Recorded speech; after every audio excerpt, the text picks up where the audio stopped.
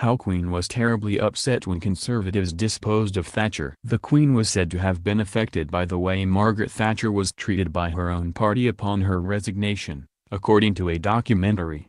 It was May 1979 and Margaret Thatcher had just been elected as Prime Minister of Great Britain. Queen Elizabeth II was 27 years into her reign when Thatcher began to rule office. The Queen and Thatcher were both impeccably dressed and well-coiffed, equally attached to their ever-present handbags, hard-working and meticulously professional. The former Prime Minister was incredibly respectful of the Queen because when Thatcher met Her Majesty, she curtsied elaborately. In fact, Thatcher's curtsy to Elizabeth II was heavily commented on in royal circles. After the coup within the Tory party that forced Thatcher's resignation in November 1990, the Queen showed her respect for Thatcher by quickly awarding her both of the monarch's most prestigious personal honors, the Order of the Garter and the Order of Merit.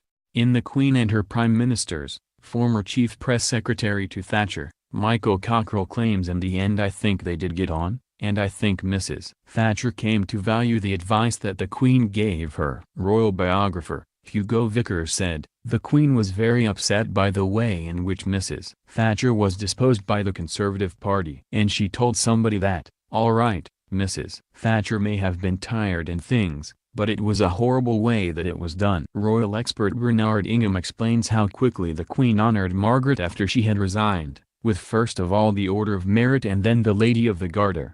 In 2011, Thatcher was invited to the wedding of HRH Prince William and the then Catherine Middleton, though didn't attend due to her ill health.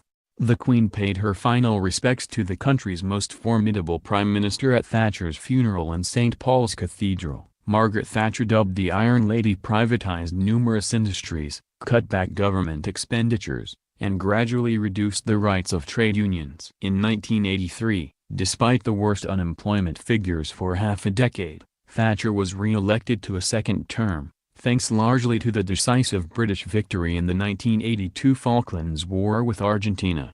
In November 1990, she failed to receive a majority in the Conservative Party's annual vote for selection of a leader. She withdrew her nomination, and John Major, the Chancellor of the Exchequer since 1989, was chosen as Conservative leader. On November 22, she announced her resignation and 6 days later was succeeded by Major, leaving Downing Street in tears.